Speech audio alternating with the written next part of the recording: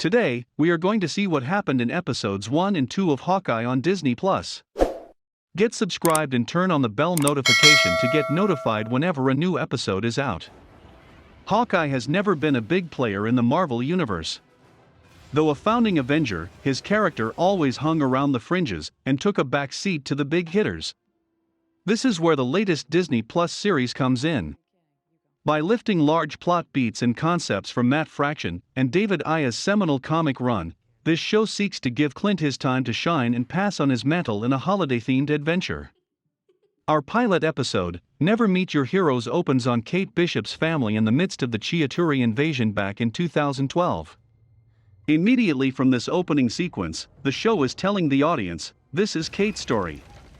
When a well-timed arrow saves the young Kate, she sets off on her quest to live up to the man who saved her life. What follows is a rather creative opening credits sequence that hits the highlights of Kate's life. The credits here, like a lot of the show's visuals, clearly take from David Aya's style from the comics, which is a huge plus. Perhaps what works best here is how they actually tell a story. Most opening credits nowadays are just title splashes or nice graphics, but this episode lays out Kate's life and achievements through its credits. It makes for some cool visuals and accelerates our understanding of her background without exposition. We next catch back up with Kate as a 22-year-old troublemaker, played by Hailee Steinfeld. She immediately steps into the role from her first moments on screen and makes for a compelling presence, which works to the show's benefit when it detours into the private life of her family. When Kate returns home for the holidays, she is greeted by her mother and her new fiancé, Jack, who has been hidden from Kate.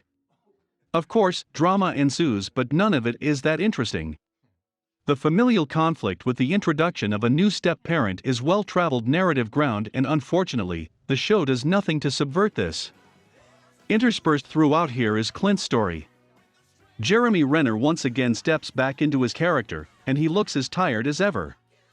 He always seems on the verge of retirement, and this time is no different. When on a holiday trip with his kids, he gets dragged back into the life he's constantly trying to put behind him. His past as Ronin comes back to haunt him, and leads to his fated meeting with Kate. The show does try to make him more like his comic counterpart by giving him a hearing loss. It's unclear what role this will play in the show, but it does make sense for an average guy to have sustained damage from stopping alien incursions and world-ending threats. With both our characters established, the episode then sprints towards its inevitable conclusion. Kate stumbles into a world of black market dealings and intrigue with her family somehow connected. All of which leads to her fateful meeting with Clint at the end of the episode.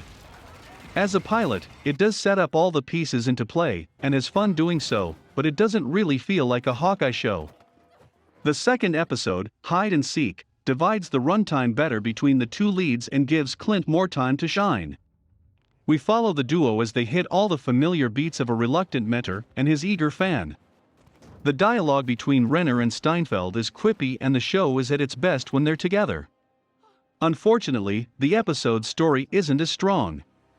The main plot of the episode sees our heroes chasing down the MacGuffin suit established in the pilot. What follows is a mad dash across New York as our heroes dodge trouble and get used to each other. Once their mission reaches its conclusion, Clint seemingly bids Kate farewell, and their lives to never intersect again, until they do. We spend increasingly more and more time with Kate's family dynamics, which despite the show's best efforts do not make for the most compelling bits. Steinfeld continues to be the standout performance here, but everything surrounding her just fades into the background. It's hard to buy into the dynamic between her mother and soon-to-be stepfather, because it's something we've all seen before. From Jack's introduction, we can immediately tell he's not a man to be trusted, and her mother being blind to it all just comes off as contrived. Clint, however, does get some better moments in this episode. The most laugh-out-loud sequence has Clint take part in a LARP group.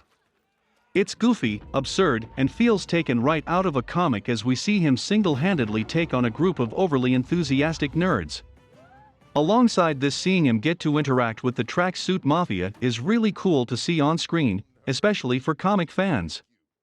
All of this leads to the episode climax with the introduction of a new villainess and the reunion of Kate and Clint. This episode does end on a better note for the rest of the series to pick up from, and hopefully what follows will be more intriguing, especially with all the winks and nods so far. Altogether, Hawkeye is off to a rocky start. Its holiday atmosphere and style set it apart from the regular Marvel fare, but its drama and story leaves something to be desired. Both episodes have their fair share of action and funny moments, but the narrative detours into cliché feel underwhelming. The Bishop household drama is never that interesting either, despite the time devoted to it. At this point, it remains to be seen if this will become a compelling passing of the torch or just another bloated setup for a new character. Thanks for watching till the end. Do like and leave a comment, and don't forget to subscribe to the channel.